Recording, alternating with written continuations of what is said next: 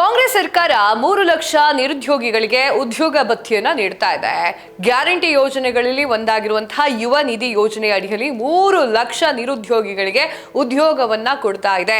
ರಾಜ್ಯ ಸರ್ಕಾರದ ಪಂಚ ಗ್ಯಾರಂಟಿ ಯೋಜನೆ ಅಡಿಯ ಪೈಕಿಯಲ್ಲಿ ಯುವ ನಿಧಿ ಯೋಜನೆಯೂ ಕೂಡ ಒಂದಾಗಿದೆ.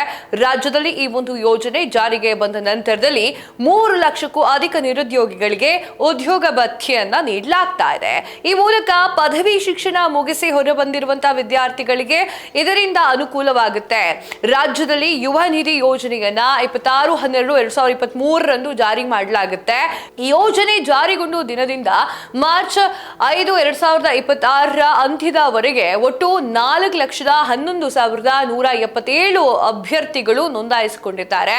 ಈ ನೋಂದಾಯಿಸಿಕೊಂಡಿರುವಂತಹ ಅಭ್ಯರ್ಥಿಗಳ ಪೈಕಿ 3,08,267 ಫಲಾನುಭವಿಗಳಿಗೆ ನಿರುದ್ಯೋಗ ಭತ್ಯೆಯನ್ನ ಕೊಡುತ್ತೆ ಅಂತ ಹೇಳಿ ಈಗ ಆಲ್ರೆಡಿ ಡಿಸೈಡ್ ಮಾಡಿಕೊಳ್ಳಲಾಗಿದೆ. ನೋಂದಾಯಿಸಿರುವಂತಹ ಪೈಕಿ 4,02,934 ಪದವೀಧರರು 97.99% ತೆಗೆದವರು ಹಾಗೂ 8,243 ಡಿಪ್ಲೊಮಾ 2.0% ಅಭ್ಯರ್ಥಿಗಳನ್ನ ಈಗ ಆಲ್ರೆಡಿ ಹುಡುಕಿಡಲಾಗಿದೆ. ಶಿಕ್ಷಣದ ನಂತರ ಪೋಷಕರಿಗೆ ಹೊರೆಯಾಗದಂತೆ ಆರ್ಥಿಕ ಸ್ವಾವಲಂಬನೆಯೊಂದಿಗೆ ಕೌಶಲ್ಯ ತರಬೇತಿಯನ್ನ ನೀಡಲಿಕ್ಕೆ, ಸ್ವತಃ ಉದ್ಯೋಗ ಹೊಂದಲಿಕ್ಕೆ ಹಾಗೂ ಸ್ಪರ್ಧಾತ್ಮಕ ಪರೀಕ್ಷೆಗಳಿಗೆ ಸಿದ್ಧತೆಯನ್ನ ಮಾಡಿಕೊಳ್ಳಲಿಕ್ಕೆ ನಿರುದ್ಯೋಗ ಭತ್ಯೆ ಕೋರಿ ಅರ್ಜಿಯನ್ನ ಸಲ್ಲಿಸಲಾಗುತ್ತೆ ಅಂತ ಹೇಳಿ ಕೌಶಲಾಭಿವೃದ್ಧಿ ಮತ್ತು ಉದ್ಯಮಶೀಲತೆ ಮತ್ತು ಜೀವನೋಪಾಯ ಇಲಾಖೆ ಮಾಹಿತಿಯನ್ನ ನೀಡಿದೆ. ಇನ್ನು ಜಿಲ್ಲಾವಾರು ಎಷ್ಟು ಜನ ಅಪ್ಲಿಕೇಶನ್ ಹಾಕಿದ್ದಾರೆ ಅಂತ ನೋಡೋದಾದ್ರೆ ಬಾಗಲಕೋಟೆ 16,911, ಬಳ್ಳಾರಿ 8,888,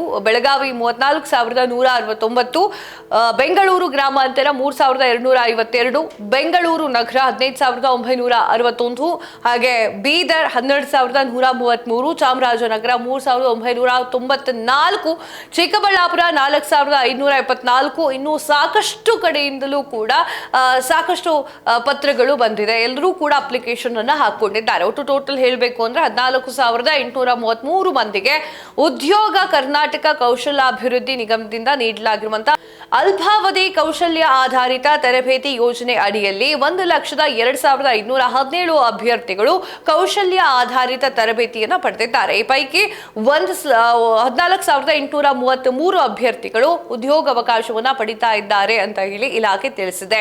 ನಿರುದ್ಯೋಗಿಗಳನ್ನ ಕೌಶಲ್ಯ ತರಬೇತಿಯೊಂದಿಗೆ ಉದ್ಯೋಗಕ್ಕೆ ಸಜ್ಜುಗೊಳಿಸಲಿಕ್ಕೆ ಕರ್ನಾಟಕ ಕೌಶಲ್ಯ ಅಭಿವೃದ್ಧಿ ನಿಗಮದಿಂದ ಇದಿಷ್ಟು ಕ್ರಮವನ್ನ ಕೈಗೊಳ್ಳಲಾಗಿದೆ. ಇನ್ನು ಮುಂದೆ ಯಾರು ಕೂಡ ಯೋಚನೆ ಮಾಡುವಂತಹ ಅವಶ್ಯಕತೆ ಇಲ್ಲ. ಎಲ್ರಿಗೂ ಕೂಡ ಉದ್ಯೋಗ ಭಾಗ್ಯವನ್ನ ಕರ್ನಾಟಕ ಸರ್ಕಾರ ನೀಡ್ತಾ ಇದೆ. ನಿಮಗೇನನ್ಸುತ್ತೆ ಕಮೆಂಟ್ ಮಾಡಿ ತಿಳಿಸಿ. ಇದಾಗಿತ್ತು ಇವತ್ತಿನ ವಿಶೇಷ. ಮತ್ತಷ್ಟು ಸುದ್ದಿಗಳಿಗಾಗಿ ನೋಡ್ತಾ ಇರಿ ಸ್ಪೀಡ್ ನ್ಯೂಸ್. ಸುದ್ದಿ ನಿಮ್ಮದು, ವೇಗ ನಮ್ಮದು.